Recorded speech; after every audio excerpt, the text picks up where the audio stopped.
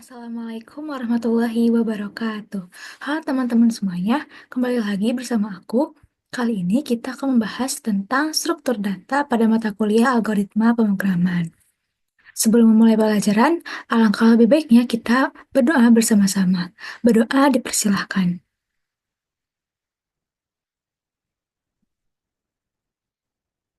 Berdoa selesai. Nah, langsung saja kita masuk ke pematerian. Adapun daftar isi yang akan kita pelajari pada video kali ini yaitu ada pendahuluan, ada tipe data list, tipe data tuple, tipe data sets, dan juga yang terakhir ada kesimpulan. Jadi, struktur data itu merupakan salah satu konsep fundamental, jadi konsep dasar dalam pemrograman yang menjadi dasar dari berbagai algoritma. Struktur data membantu dalam memilih cara penyimpanan dan pengelolaan data yang paling sesuai dengan kebutuhan algoritma yang sedang dikembangkan. Jadi, penting gitu untuk kita mengenal struktur data ini karena dia merupakan fondasi dari algoritma dalam pemrograman.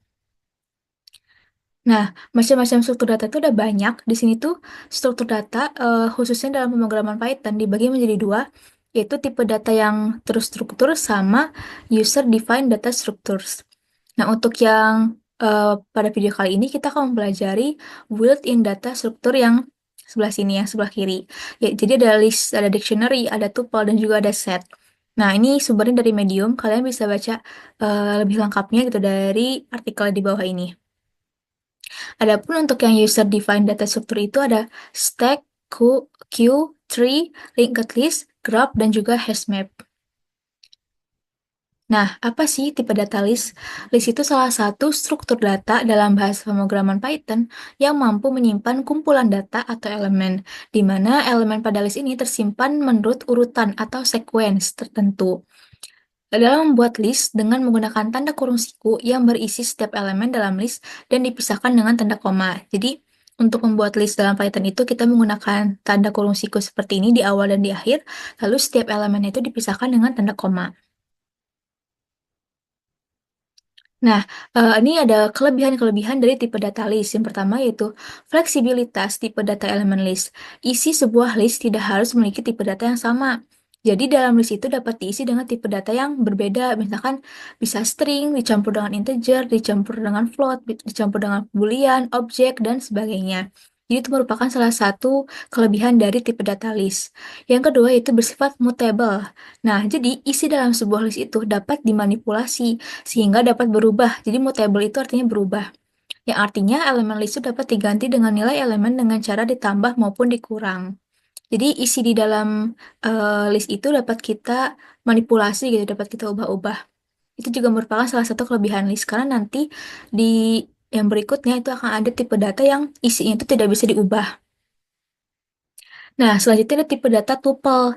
Tuple adalah salah satu tipe struktur data bawaan dalam Python yang digunakan untuk menyimpan kumpulan elemen secara terurut. Jadi sama ya kayak yang tadi gitu. Jadi kumpulan elemen itu ditaruh secara berurutan. Berbeda dengan list, tuple bersifat immutable. Nah, ini ya yang tadi udah disinggung di awal. Kalau misalkan ada tipe data yang mutable gitu. Jadi, elemen-elemen di dalam itu tidak dapat diubah, ditambah, ataupun dihapus setelah tuple dibuat. Karakteristik ini membuat tuple lebih aman digunakan untuk data yang tidak boleh dimodifikasi selama program berjalan, seperti konstanta atau data tetap lainnya. Tuple didefinisikan dengan menggunakan tanda kurung biasa atau cukup memisahkan elemen dengan tanda koma. Jadi, perbedaannya dengan list tadi, perbedaan dengan list tadi, kalau list itu bersifat mutable, tapi kalau di tuple itu dia bersifat immutable, alias si isi dalam tuple-nya itu tidak bisa diubah-ubah gitu datanya. Nah, ini tuh cocok untuk elemen-elemen yang emang nggak boleh dimodifikasi sama sekali.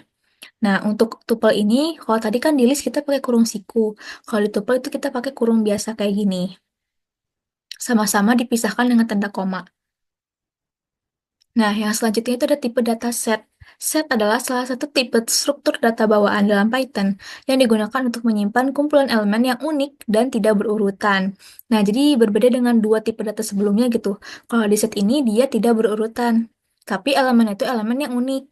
Jadi set itu didefinisikan menggunakan tanda kurung kurawal atau dengan fungsi bawaan set. Jadi ada fungsi bawaannya sendiri kalau set. Contohnya, ini nama variabel sama dengan kurung kurawal 1, 2, 3. atau mySet sama dengan set. Nah, ini pakai fungsi bawaan dari Python untuk tipe dataset. Di sini ada kurung biasa, terus ada ininya, ada listnya, 1, 2, 3, kayak gitu. Nah, karena elemen-elemen dalam set itu tidak berurutan, struktur data ini tidak mendukung pengindeksan atau slicing seperti list ataupun tuple. Nah, set biasanya digunakan dalam aplikasi yang membutuhkan penyaringan data untuk menghilangkan duplikasi atau untuk melakukan perbandingan antar kumpulan data dengan cepat. Jadi set itu, ingat ya, jadi dia unik gitu. Jadi elemen-elemen yang ada di dalamnya itu tidak ada yang sama, unik gitu, semuanya itu unik, berbeda satu sama lain. Nah, kesimpulannya, jadi struktur data dalam Python itu seperti tadi ya, list, tuple, dan set masing-masing memiliki karakteristik dan kegunaannya sendiri dalam pengelolaan data. Dengan memahami perbedaan dan keunggulan ketiganya, programmer dapat memilih struktur data yang paling sesuai untuk menyelesaikan berbagai permasalahan secara efisien dan efektif. Jadi dengan mengenal gitu lebih dalam terkait struktur data ataupun tipe data yang ada dalam Python, itu bisa membantu kita untuk memilih nih mana sih tipe data yang cocok untuk kita gunakan ketika kita mau membuat sebuah program seperti itu. So, jadi itu dia materi kita hari ini, sedikit aja tapi benar-benar fundamental gitu, dasar dari algoritma pemrograman. Tanpa mengerti tentang struktur data ini, tentunya kita tidak dapat membangun sebuah program yang baik. Oke, itu dia dari aku. Mohon maaf apabila ada kekurangan ataupun kesalahan. Wabillahi taufiq wal hidayah. Wassalamualaikum warahmatullahi wabarakatuh. Bye-bye.